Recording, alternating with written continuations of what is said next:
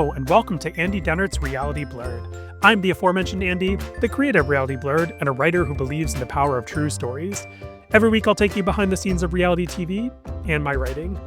On today's show, as Survivor 50's premiere approaches, what would you change for the next 50 seasons? If I had to pick one thing, well, I will tell you what that is. Also, recommendations for things to watch and one thing to do, and stick around to the end for life advice from TV, this time from Top Chef host Kristen Kish.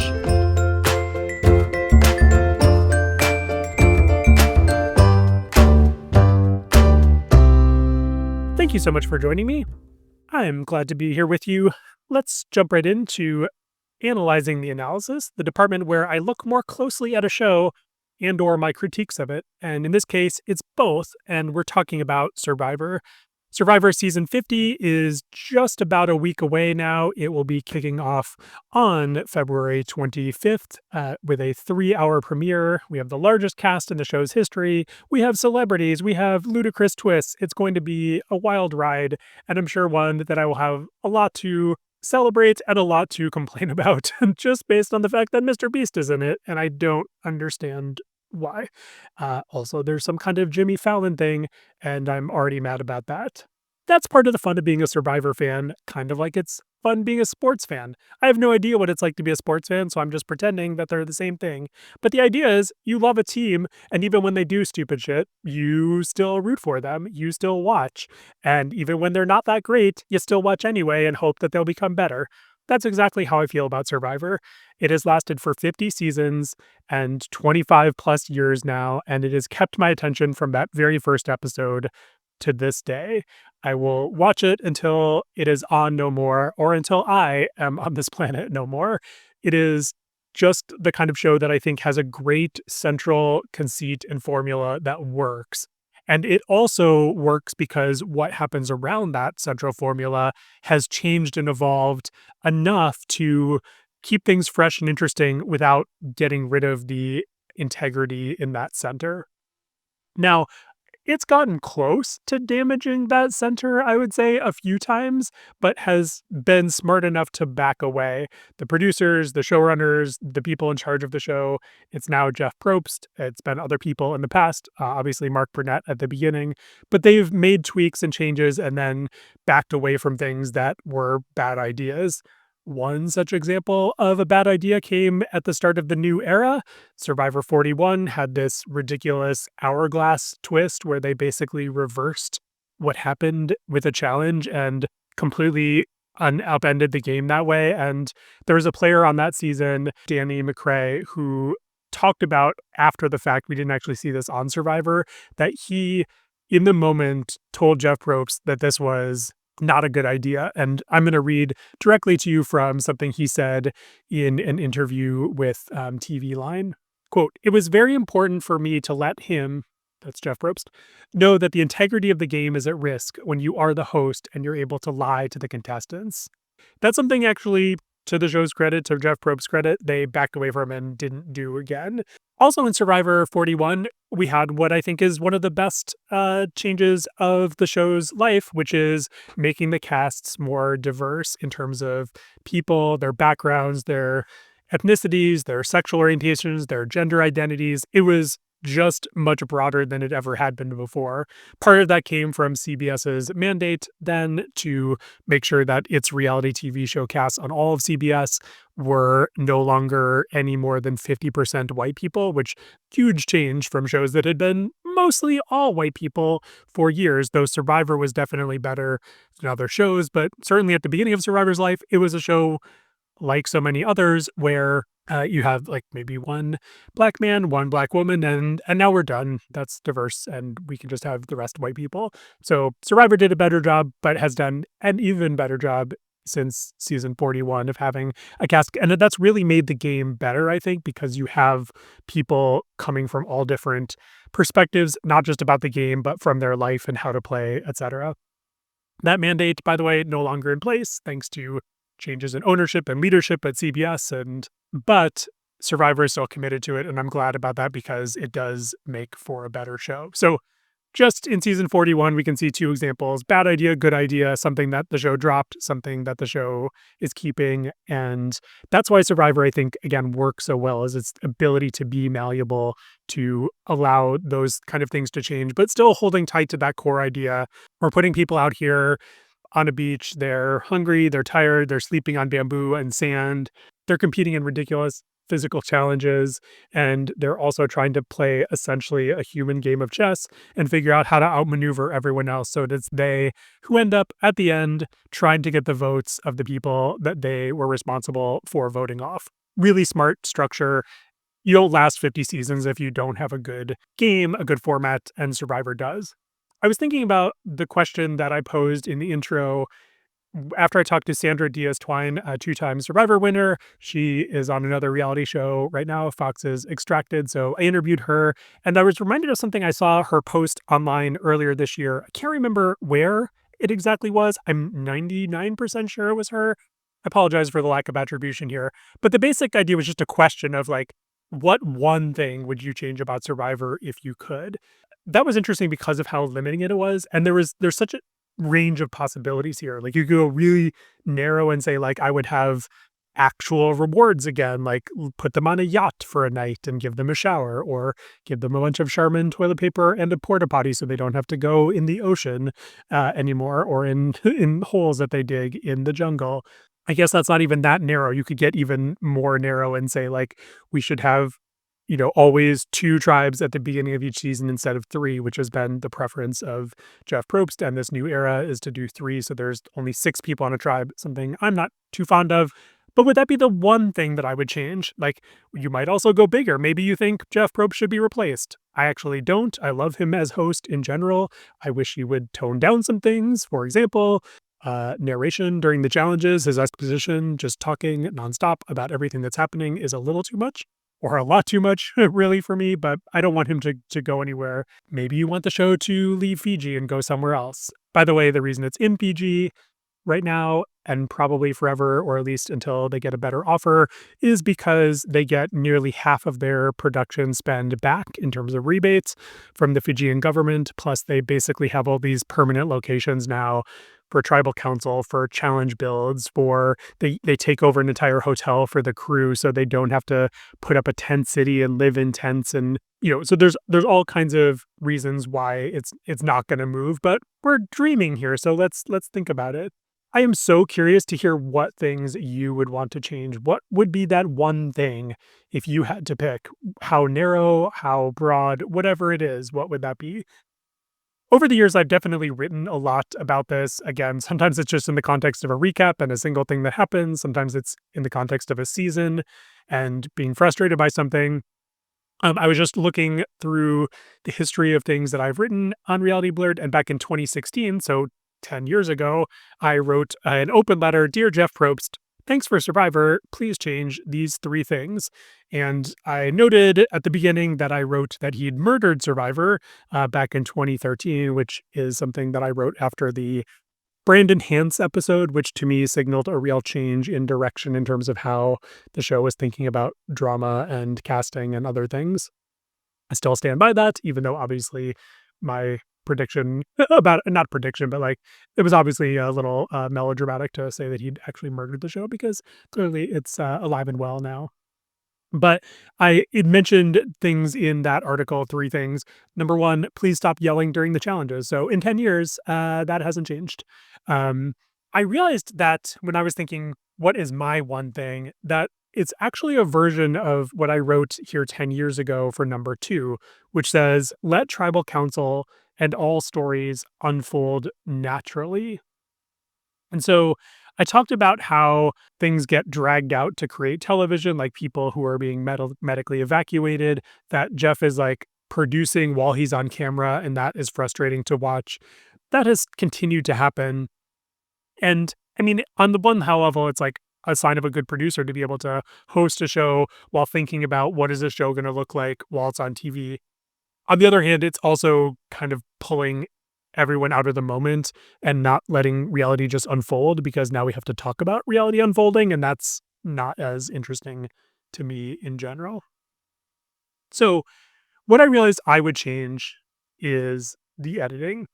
Now, that's probably a huge cheat in that saying the editing is extremely broad and extremely difficult to even quantify. It's going to be difficult for me to just break it down right now, but I'm still going to stick with this answer and I'll explain why. First, the disclaimer, which is I realize editing isn't one thing. It's not one person taking all this footage in a room and then like producing a final output. That is not the case. There are so many people, teams of people who work on this, from those who log all the footage and like write down the things people are saying, to just even the producers on the ground who are helping to shape the stories by asking questions and obviously then producing the footage that goes into the editing bays. And then there's the people who have to take all of these fragments of footage and put it together and make a coherent story, not just about the people we're watching over 13 episodes, but also about the game itself. They have to decide, what do we know? What do we not know? What conversations matter? What conversations do not? And again, I know that that's not one person's decision. So like the story editors and the editors are sitting down and thinking these things through for their episodes, but they're also in communication with people in post-production. And of course, like Jeff Probst, the showrunner, then the network is going to see cuts of episodes and give feedback. I guess it's possible in Survivor some of these steps don't take place, but I highly doubt it. I know Survivor's a little different. Like Jeff has said that basically CBS doesn't give him notes anymore about like these big twists and other things, and they just kind of let him do his thing. But I would be surprised if they don't look at episodes and just make sure they're reviewed for legal reasons at the very least, if not story and other things. The point I want you to take away here is that it's many, many people's job and a multi-step process that begins on location and ends when they're actually assembling footage to turn into a broadcastable episode. So I recognize that when I say change the editing, that's what I mean. Maybe I should change what I'm saying to change the storytelling. What I mean by this is Survivor now has 90-minute episodes, and several times during the new era, we have gotten to the end of a season and have been absolutely baffled by what happens at the end, or by who wins, or why we have gotten there. A good example of this is Survivor season 43. I mentioned this a few weeks ago when I interviewed Owen Knight, who organized the fundraiser for people in Minneapolis. His season ended with him getting 0 votes at the final tribal council. That was not actually the surprise to me. I went back and read my recap, and I didn't actually expect him to win. I think a lot of us expected Jesse Lopez to win. Jesse, it turned out, was sent out 4th, it was because the editing had focused so much on him all season. But Owen ends up getting 0 votes, and I remember that because it was Mike Gabler who I expected to get 0 votes, but Gabler won that season. He did not get 0 votes, he got most of the votes, and it absolutely made no sense at all. So we have 13 episodes, 90 minutes each, whatever that math is. I'm not going to stop and do it on a calculator, and I can't do it in my head. That's a lot of hours of television, and we haven't shown how Gabler got there. And like, yes, if you go back, there's like going to be little moments. There's going to be things that maybe like kind of hint at this, point at it in some ways. But I think it's unforgivable to end up where people are just completely baffled by the outcome of a season. That happened in season 41. Also, the winner, Erica, everyone was like, why did Erica win that season? Because she did not seem like a person who was developed as a character in the same way that the runner-up, or one of the runner-up, Xander Hastings was. And of course, Xander was a 20-year-old young white man who basically had been centered by the editing and probably even centered more by a lot of the fandom as a result. So he basically got this kind of heroic edit. So here comes Erica, who's 31, from Canada, is of Asian descent, and she wins, and everyone's like, what the heck happened here? No, that's not Xander's fault. It's not Erica's fault. It's Survivor's fault for not telling the story well. And that's what I mean by changing the editing. I want the story to make sense. I don't need it to, on episode 1, basically highlight Erica and be like, could she ever win this thing? Who knows? Let's see. Like, we don't have to be that obvious about it. but I want to see her path clearly so that at the end, it is not coming out of left field and surprising us, unless for some reason it actually comes out of left field and surprises everyone on the show for some reason. The other piece, I guess, of the editing that I would like changed, and maybe this is where I'm cheating by just saying change the editing because this is one big thing. I want to just watch people being on Survivor and playing Survivor and interacting with each other. I don't want to watch them talk about Survivor, talk about being on Survivor, and talk about playing Survivor. That's been the biggest new era change that has frustrated me in terms of the storytelling. I am really glad to learn about people and their pasts and things that have been given them struggles and obstacles and trauma and successes and achievements and all these things. I want to see that. And I don't mind if, like, maybe they kind of discuss that as part of what's happening in their interviews. But Survivor has consistently basically played these as completely out of the game. It just like we're suddenly there with them in the forest or in the jungle, and then all of a sudden now we're in an interview and we're seeing pictures and flashbacks, and it's just really frustrating to me to not be watching that unfold and hearing about it. And good storytelling is narrative. It is watching characters go through obstacles. And yes, exposition is part of that. We need people to tell us what they're thinking. That's what those interviews are for. Like, why did you make that decision? Why did you do that? Why did you tell this person this? All those questions are interesting, and maybe it's something like, I'm not going to tell them this, and here's why, and here's what I'm hiding. All of that could be really useful. What we do need, though, is Survivor to just stay grounded in the game that it has established. Whether there's tons of hidden immunity idols or Jimmy Fallon things, which are coming up in season 50, and you could tell I'm already thrilled about, and we probably should have just chosen that as the thing I change. Whatever the game pieces are, let us watch them go through it. Let us see this unfold for them. Let us be over their shoulders. Don't constantly pull us out and have us hear them talk about things instead of letting us see the things. This actually connects back to something that I was told in grad school in my MFA program back in 2000, probably 2001.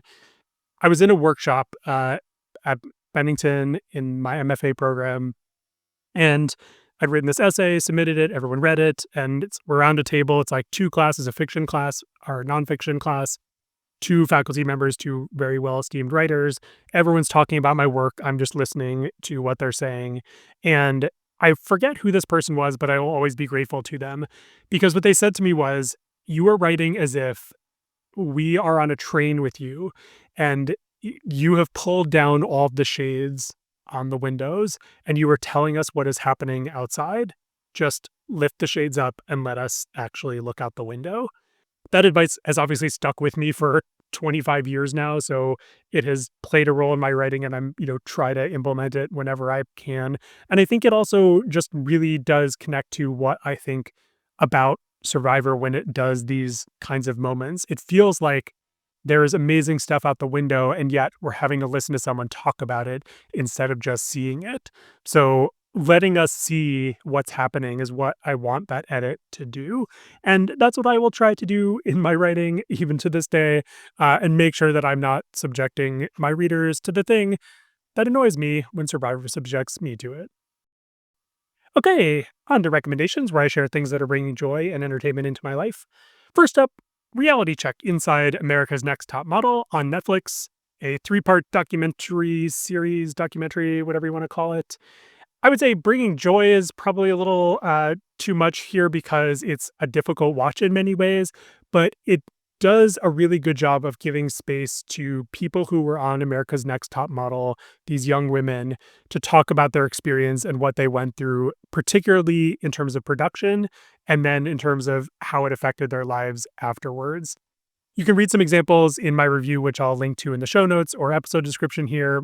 There's a lot of conversation about it online that you might have come across as well. But I think it's worth hearing it from their own mouths and just hearing their own stories. It's also worth seeing Tyra Banks, creator of Top Model and host, of course, Ken Muck, the executive producer, and Dawn Ostroff, the executive at UPN, answer some questions about this and do a really terrible job at that. I am most frustrated that the directors didn't press them on some of the claims that are being made and about some of the things that happened. And if they did press them, I don't know why we don't see that in the documentary, because it's extremely important to hear, like, why, Ken Mock, did you have camera operators film a sexual assault? Why did you then frame that as this girl cheated on her boyfriend? Like, why did you do that as a producer? Don Ostroff, as a network executive, why did you let that get to your air? Tyra Banks, how could you possibly let that happen? And like Tyra's asked about that, but then she's like, oh, story isn't my department. But like literally the next day, we then see her talking to all the girls and saying, like, oh, have any of you ever cheated? And like clearly someone has told her that one of the girls cheated. So, quote unquote, cheated on their boyfriend, even though we learned that the person was unconscious and too drunk to consent and was filmed anyway. All of this is really bad.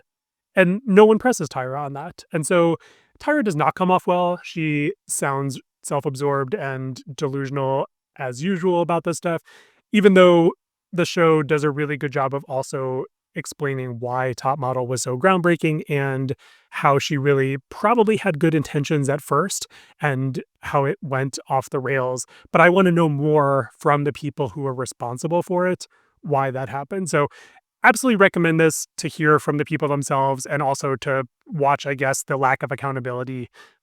Next up, Real Housewives of Salt Lake City. I jumped into the last season in the middle after I watched their arc on Below Deck, and I would recommend if you want to do the same, you should do so because it's really fun. You basically get to follow them off the boat and back to Salt Lake City and keep continuing the drama that occurred on the boat on their show. I love this because nearly all of it is light and inconsequential and just ridiculous. Like, it's rich people making problems for themselves by just talking behind each other's backs and just really kinds of frivolous stuff. There are some serious subjects and narrative threads throughout the rest of the season. Substance abuse for one of their kids, also like infidelity and relationships.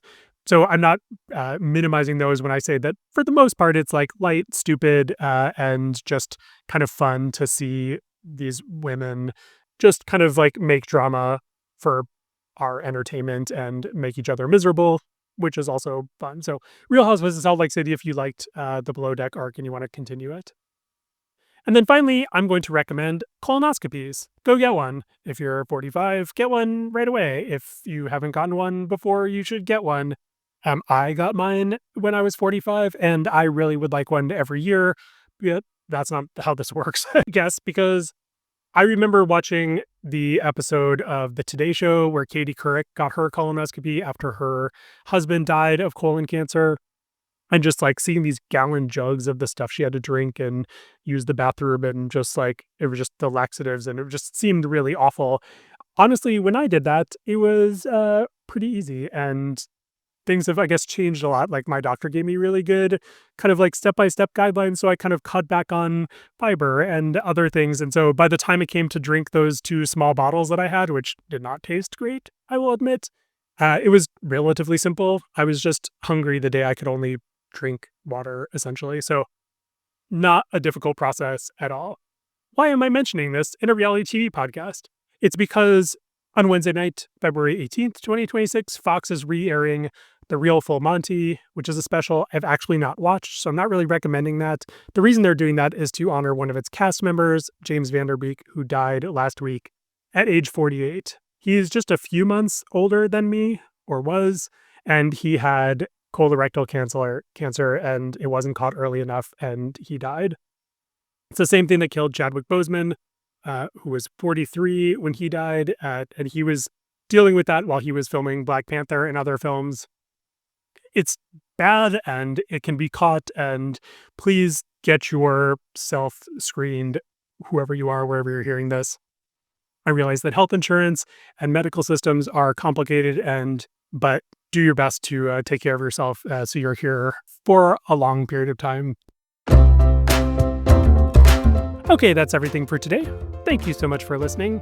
Feel free to send me your feedback, questions, and thoughts. And if you're in a 5-star mood, tap those in your podcast app of choice. It really does help this podcast get found by other people. Our theme song is Cheery Monday by Kevin MacLeod, and this episode is by me, Andy Dennert, and is copyright 2026 by Reality Blurred LLC, which is also me. You can find me at realityblurred.com and andydenner.com. I'll leave you today with life advice from reality TV, this time from Top Chef host Kristen Kish, who's talking here to Eric on the most recent episode of The Traitors. But at some point, you have to have your own opinion, though. No. Right. So, but and not just follow where totally, the herd, because then it feels like because hiding.